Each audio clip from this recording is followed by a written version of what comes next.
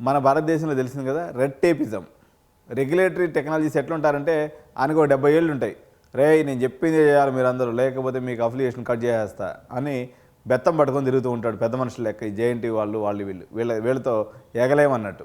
Okay, disconnection అనేది ఉంది real world ఫిన్టెక్కి, అదేవిధంగా క్లాస్ రూమ్ ఎడ్యుకేషన్కి ఎక్కడా కూడా లింక్ అనేది లేదు.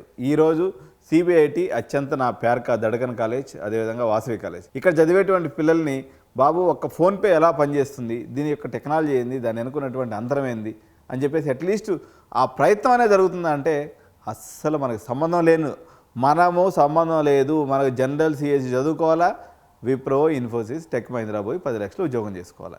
ఏంటండి ఈ దౌర్భాగ్యం చెప్పండి. ఎన్ఐటీస్ ఐఐటీస్ కొమ్ములు రాలేదండి. మనం డెవలప్ కాక మనం అప్గ్రేడ్ చేసుకోక మనకు వచ్చిన తిప్పలు ఇవన్నీ ఏం చేద్దాం మరి ఇప్పుడు చెప్పండి. కంపల్సరీగా యూజీ లెవెల్లో మేజర్ ప్రోగ్రామ్ కింద అంటే డెడికేటెడ్ డిగ్రీ డ్రైవ్ చేసేటువంటి ప్రోగ్రామ్స్ని ఫిన్టెక్లో పెట్టవలసినటువంటి అవసరం ఉంది. ఫిన్టెక్ యొక్క స్టార్టప్స్ తోటే ఇంటర్న్షిప్స్ పిల్లలకు పంపించాల్సినటువంటి అవసరం ఉంది. అదేవిధంగా శాండ్ బాక్స్ ల్యాబ్స్ అనేవి మనం ప్రొవైడ్ చేయాలి. ఏఐ అండ్ బ్లాక్ చైన్ సెంటర్స్ని కూడా మనం డెవలప్ చేసుకోవాల్సినటువంటి అవసరం ఉంది. మన యొక్క ఫ్యాకల్టీని మనం ట్రైన్ చేసుకోవాలి.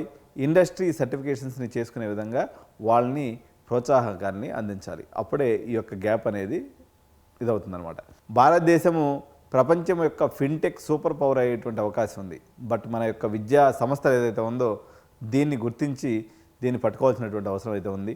స్టూడెంట్స్ కూడా ఇంకా జనరల్ సిఎస్సి లేకపోతే విప్రో, ఇన్ఫోసిస్ జాబుల యొక్క మోజులు పెట్టి ప్రపంచం ఎటుపోతుంది, మనం ఏం తీసుకోవాలనేటువంటి విషయంలో మీరందరూ తల్లిదండ్రులుగా ఆలోచించాల్సినటువంటి అవసరం ఉంది.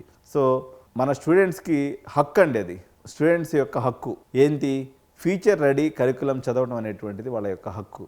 ఆ హక్కుని మీ యొక్క రెడ్ టేపిజంతో మీరు ఇప్పటివరకు కాల్ రాస్తూ వచ్చారు.